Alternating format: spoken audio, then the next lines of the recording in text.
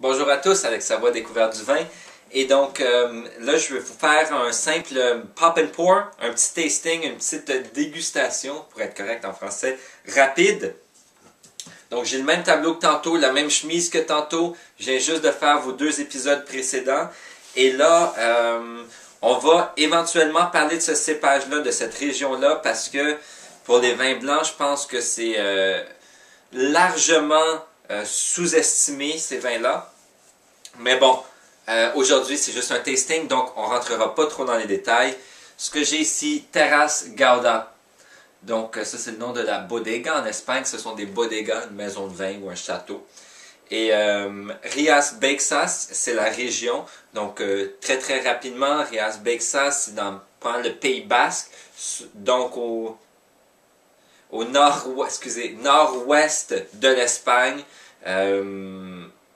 Ouais, non, excusez, j'ai dit Pays Basque, mais en fait, c'est pas tout à fait. C'est plus au nord-ouest que ça, en fait. Donc, en haut du Portugal. Donc, on a la France, l'Espagne, le Portugal. Donc, entre le bout de la France et puis du Portugal, c'est à peu près là. Donc, proche du Pays Basque, ça touche un peu au Pays Basque. Anyways. Albarino, cépage classique de cette région-là, cépage indigène de cette région-là. Albarino vient, à moins que je me trompe, là, mais uniquement de cette région-là, ou presque uniquement de cette région-là. Excellent cépage de transition, comme je disais dans l'épisode anglais que je viens de faire.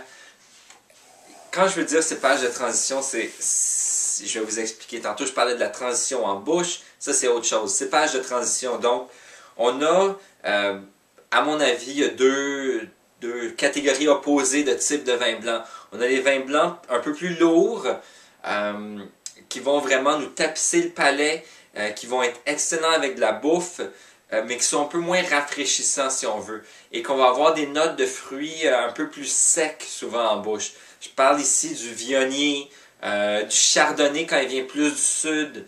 Et donc ça, c'est des vins blancs un peu plus lourds. C'est pas le genre de choses qu'on sert à l'apéro quand il fait 30 degrés dehors. Mais c'est le genre de choses qu'on peut servir même avec de la viande rouge si on veut.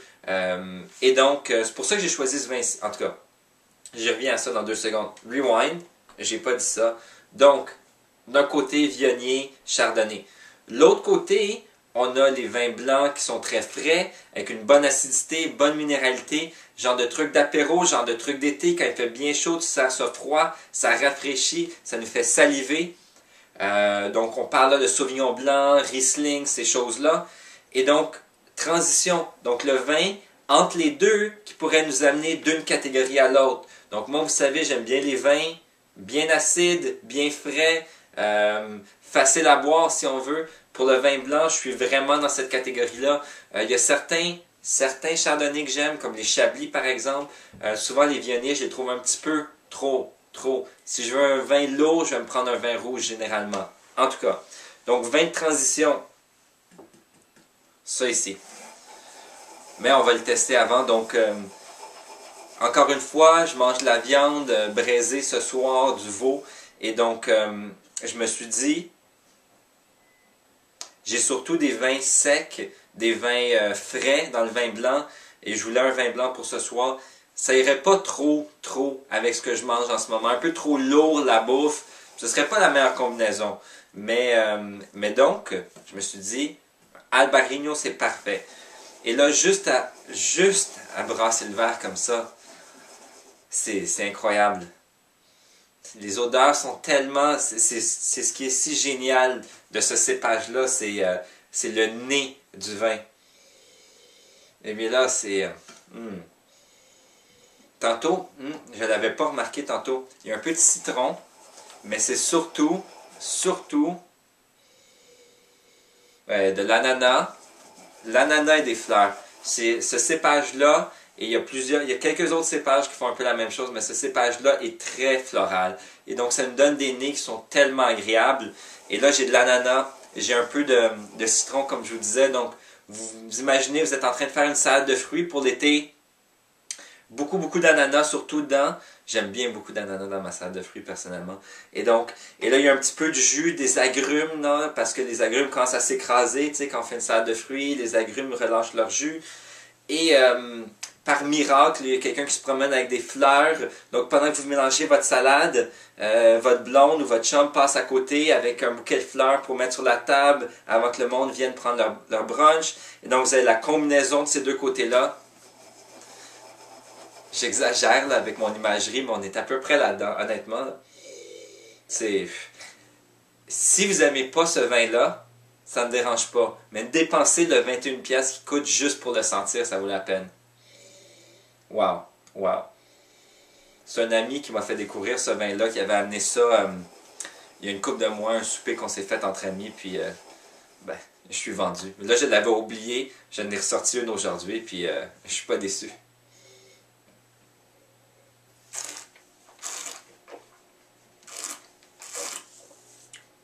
OK. Bon, c'est traître, là, parce que je le savais déjà, puis c'est pour ça que je vous ai dit ça avant. Exactement ce que je vous disais avant. Donc, on a la fraîcheur, on a le fruit, on a tout le côté sec, mais c'est pas une acidité qui tranche comme on peut avoir avec du Sauvignon blanc ou du Riesling. C'est pas une grosse minéralité intense. Une bonne acidité qui fait que c'est frais, c'est agréable. Je salive là après avoir pris une gorgée, mais j'ai le palais qui a été tapissé par le vin. Le vin est un petit peu plus lourd qu'un vin classique qui tranche comme je vous disais tantôt. C'est pour ça que je parlais de transition et c'est exactement là qu'on est avec ça. Et ça, c'est vraiment le genre de vin comme stop, mettez pause, maintenant, allez sur SAQ.com, regardez dans quelle succursale ils vendent ça et allez vous en acheter maintenant. Parce que si vous attendez trop longtemps, il y a des chances que moi, je sois allé acheter les bouteilles qui restent. Honnêtement, ce vin blanc-là, est-ce que je vais? Oui, je pense que c'est mon premier wow sur découverte du vin. Quoi que j'avais eu déjà. Ouais, c'est mon premier wow de vin blanc sur découverte du vin.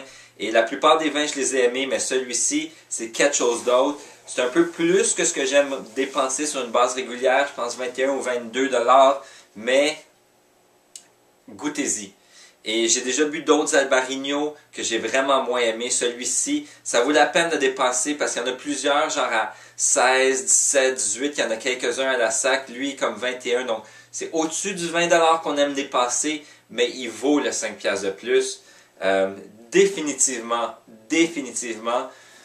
achetez ce vin. Goûtez-y.